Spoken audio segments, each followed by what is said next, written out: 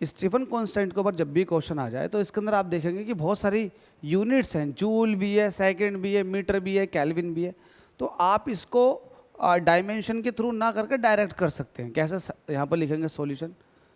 आपसे कह रहा है कि आप इस एसआई यूनिट को कन्वर्ट कर दो सीजीएस में, सीजीएस में वैल्यू बताओ।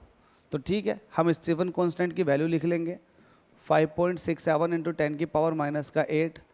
अब देखो यह है जूल पर सेकंड को नीचे लिखेंगे और मीटर स्क्वायर को भी नीचे लिखेंगे, केल्विन की पावर 4 को भी नीचे लिखेंगे।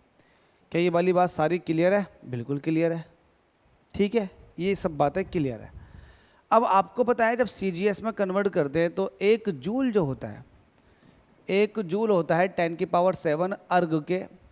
ठीक है, एक तो इसको कन्वर्ट करना, सेकंड को भी कन्वर्ट नहीं करते, ना ही टेम्परेचर को कन्वर्ट करते। अच्छा, मीटर को कन्वर्ट करते हैं। आपको पता है कि एक मीटर जो होता है वो 10 की पावर 2 सेंटीमीटर के बराबर होता है। तो इन दोनों यूनिट्स पर आपको विशेष ध्यान देना। तो जरा सॉल्व करते हैं। Sigma is equal to 5.67 into 10 की पावर माइनस के 8। अब कोई ये कहे कि यार केल्विन को और सेकंड को चेंज क्यों नहीं किया? देखो, आप सीजीएस में निकालो या एमकेएस में निकालो या एसआई में निकालो, टेम्परेचर को जो मीज़र करते हैं वो केल्विन के अंदर ही मीज़र करते हैं। सिमिलरली टेम्परेचर को जब आप केल्विन में मेजर करो तो टाइम को आप सेकंड में मेजर करते हो। ठीक है, तो ये वाली बात ध्यान रखनी है। अच्छा, एक जूल कितने अर्ग के बराबर है? 10 की पावर 7। तो ये हो जाएगा अर्ग, ऊपर अर्ग हो जाएगा। अच्छा, नीचे सेकंड का मसला था, सेकंड तो ऊपर ऐसे पहुंचा दो।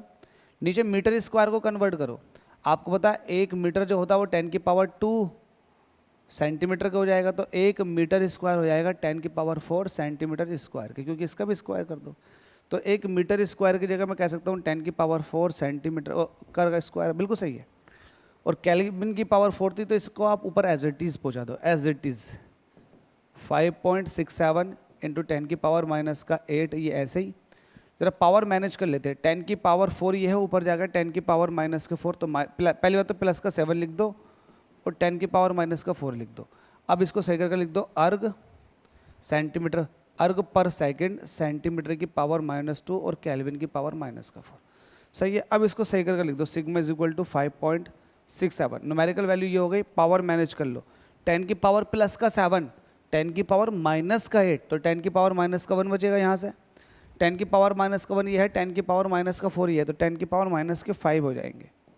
10 की पावर माइनस के 5 अर्ग पर सेकंड पर सेंटीमीटर स्क्वायर केल्विन की पावर माइनस के 4। तो यही आपसे पूछ रहा था।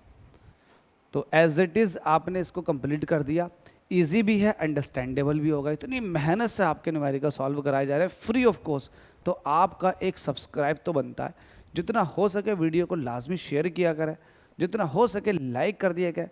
देखो, लाइक करने से वीडियो को और वीडियो को शेयर करने से आपके पास से कुछ नहीं जाएगा, लेकिन किसी का भला हो सकता है।